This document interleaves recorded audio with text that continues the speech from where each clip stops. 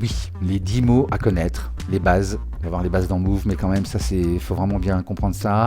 Et en plus, ça va me permettre d'introduire beaucoup de choses. Comme je te l'ai promis, on ira ensuite jeter un œil dans Live pour voir comment ça fonctionne à l'intérieur et ce qu'on peut y faire. Mais d'abord, je vais t'expliquer, avant de te montrer, laisse-moi faire, tu vas voir, ça va aller vite. Le premier mot, c'est facile, je t'en ai déjà parlé, le set. D'accord ? Donc ce fichier, c'est comme un grand classeur, allez, qui va contenir tout ce que tu as créé avec Move, y compris les réglages que tu auras fait, tout. Dans ce set, tu vas trouver des pistes, c'est le deuxième mot à connaître absolument. Quand tu écoutes un morceau et que tu entends un instrument jouer, une voix, une basse, etc., eh bien cet instrument a sa propre piste qui contient tout ce que le chanteur va chanter, tout ce que la basse va jouer, tout ce que la rythmique joue, etc. Chaque piste va donc contenir un son. Dans Move, ça marche pareil. Donc une piste, ce sera la rythmique, une piste, ça sera la basse. Donc que joue la basse au début, etc. Je pense que ça commence à venir. Ici, c'est simple, on n'a que des instruments virtuels dans Move. Donc on n'a pas de piste audio, par exemple, avec la voix du chanteur ou je ne sais quoi, d'accord ? Donc on a 4 pistes avec 4 instruments virtuels. Bon, tu te demandes peut-être c'est quoi un instrument virtuel ? Allez, c'est simple. Imagine que tu veuilles utiliser une batterie pour jouer un rythme. On est d'accord qu'on peut dire que les batteries que contient Move sont virtuelles. C'est trop petit pour mettre une caisse claire. Bon, vous voyez le truc. Tu vois le truc. C'est pareil pour tous les autres sons. Les basses, les synthés, tout ça. À chaque fois, on appelle ça des instruments virtuels parce qu'effectivement, on n'a pas une basse, on n'a pas un synthé. Bon, d'accord ? Donc, on va utiliser des instruments virtuels pour jouer. Et on va jouer en enregistrant ce qu'on joue dans des clips. Un clip, c'est donc ce qui va contenir les notes que l'instrument doit jouer à un moment donné. Chaque instrument aura ses propres clips posés sur la piste, mais pourquoi plusieurs clips pour chaque instrument ? Parce que les pistes, tu l'as compris maintenant, ne jouent pas tout le temps la même note ou les mêmes notes.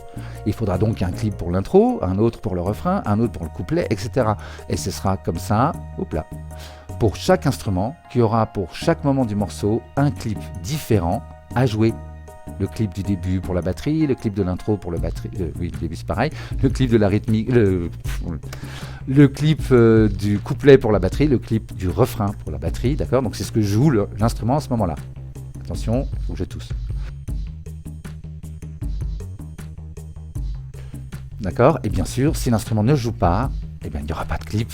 Il y aura juste un silence à ce moment-là, l'instrument se tait, les autres continuent à jouer. Donc maintenant, imagine un peu, tu es en train de composer un morceau, et en fait tu te dis, ce serait vraiment pratique d'avoir un système qui déclenche automatiquement pour toutes les pistes le clip qui doit jouer pendant l'intro. Et puis pareil après pour toutes les pistes, tous les clips du refrain, et puis ainsi de suite. Et bien c'est exactement ça, une scène. D'accord ?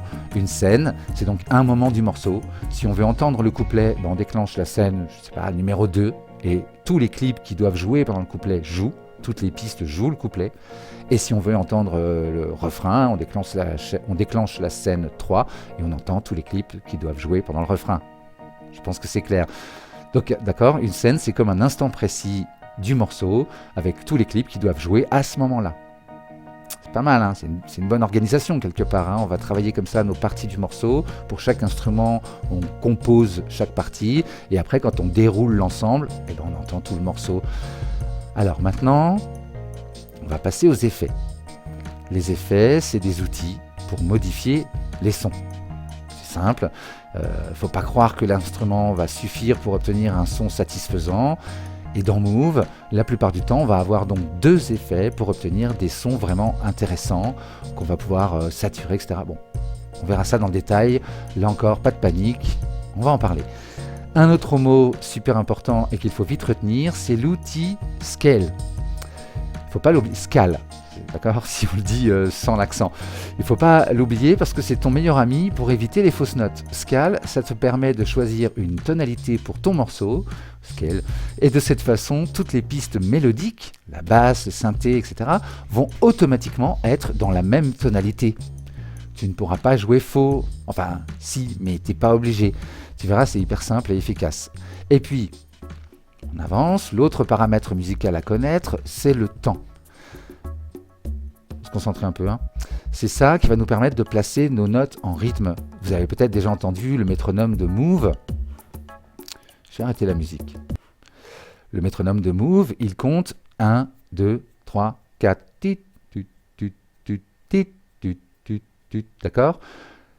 Mais ça, c'est les temps. D'accord? Donc, utiliser les temps, c'est comme poser les notes sur une grille invisible. D'accord? Mais d'ailleurs, on aura une grille, vous verrez, il y a une grille, il y a la grille du step séquenceur, il y a la grille du clip, vous verrez ça. Par exemple, si on prend une rythmique simple, boum, boum, tchac, boum, boum, tchac, bah, boum, boum, tchac, boum, pardon, boum, boum, tchac, boum, boum, tchac, boum, boum, tchac, boum, boum, tchac. Vous voyez que c'est sur les temps que ça tombe. Hein. Et c'est pareil pour Billie Jean.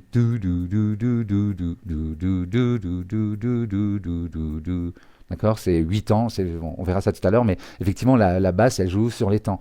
Donc voilà, servez-vous des temps pour construire les choses. Sers-toi des temps pour construire les choses. Tu comprends bien que le tempo, du coup, ou le BPM, le battement par minute, va te permettre d'accélérer ou de ralentir les temps. Donc toute la musique. D'accord. Bon. Ok, j'avais prévu de chanter. Hein. Une fois que tu as compris les temps, comprendre une mesure, ça devient un jeu d'enfant. En fait, une mesure, c'est simple, c'est des choses, c'est bien de comprendre ça, hein, j'insiste, parce que vraiment, ça va t'aider grandement si tu comprends ça.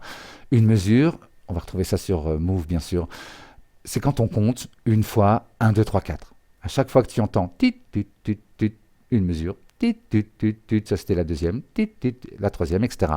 D'accord? Donc pour Billie Jean, il y a 8 temps, donc il faut 2 mesures pour écrire la base de Billie Jean. Okay? Et enfin, le dernier élément que tu vas vite adopter, c'est le step séquenceur.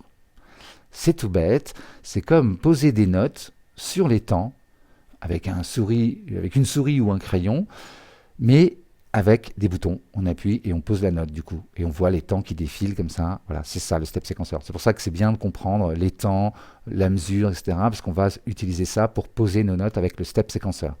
D'accord? Donc, il faut vite apprendre à repérer les temps et les contretemps pour placer les notes au bon endroit. Et sur Move, les temps sont indiqués. À chaque fois qu'on voit sur le petit bouton rond un trait qui le souligne, là, eh ben, c'est que c'est un temps. On verra tout à l'heure. Pour t'aider à bien comprendre, on va ouvrir le capot de Move et je vais te montrer comment tout ça fonctionne. Alors, on va aller dans Live.